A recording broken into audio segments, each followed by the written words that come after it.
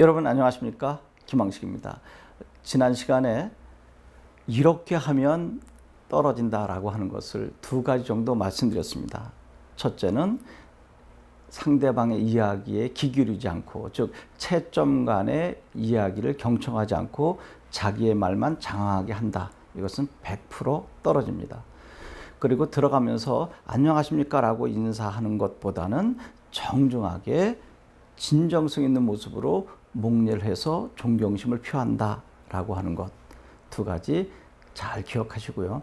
이제 이번 시간에는 구술 면접은 내가 하고 싶은 이야기를 하는 것이 아니라 교수님께서 듣고 싶어 하는 이야기를 차근차근 말씀드리는 것이다 라고 했습니다.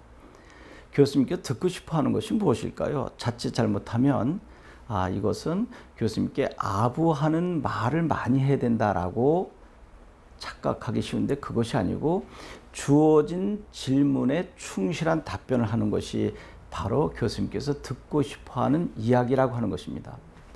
문제 유형은 다양합니다. 면접관 들어가기 전에 대기실에서 주어진 문제를 가지고 3분에서 10분 가량 나름대로 준비하고 들어가서 1분 30초에서 3분 가량 이야기하는 것이 일반적인데, 그렇다면 그때 주어진 문제에 최적화된 답변을 교수님께 차근차근 전에 알려드렸던 5단 구성에 맞게 말씀을 드리면 되는 것입니다. 바로 그것이 교수님께서 듣고 싶어하는 이야기입니다.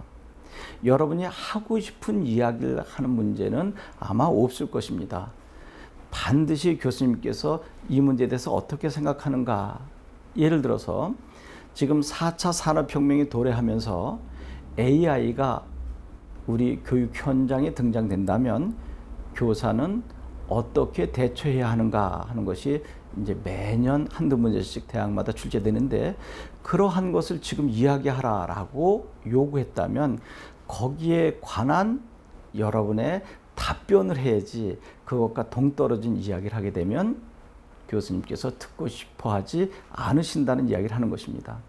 그리고 또 중요한 것은 그 메인 문제 이외에 중간중간 돌발 질문을 하시게 될 텐데, 그때도 역시 마찬가지입니다.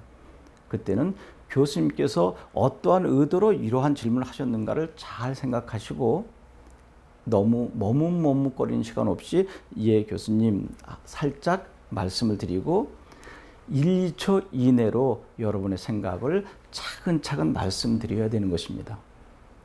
그래서 교수님께서 끄덕이시거나 아니면 또 다른 질문을 여러분들에게 제기하실 거예요. 그럼 그때도 역시 편안하게 목례를 하고 교수님께서 요구하는 답을 하나하나 말씀드려야 되는데, 여러분들이 조심하셔야 될 것은 2분 이상 말씀을 드리면 안 됩니다. 어떠한 경우든지 1분 이내로 말씀드리는 것이 좋고요. 이제 주어진 문제에서 3분간 발표하세요 라고 했을 때는 적어도 2분 30초에서 3분 이내에 논리적으로 여러분들의 의견을 말씀드리면 되고요. 이제 그거 외에 교수님과 주고받는 대화 속에서는 30초에서 1분 정도로 명쾌하게 핵심어를 집어넣어서 말씀을 드려야 되지, 여기에서 중언부언한다든지 횡설수설하는 이야기가 들어가게 되면 감점의 요인이 된다는 것도 잘 알아두시기 바랍니다. 그러면 이제 다음 시간에는 만약에 여러분들이 교수님께 답변을 드릴 때 실수했을 때 어떻게 해야 하는가 하는 것을 설명해 드리려고 합니다. 그럴 때 대부분 학생들은 머리를 극적이면서 머뭇머뭇거리는데 어떻게 대처해야 되는지, 오히려 실수한 것을 여러분들이 이렇게 대처해서 더 정답보다 높은 점수를 받는 사례를 다음 시간에 말씀드리도록 하겠습니다. 여러분 고맙습니다.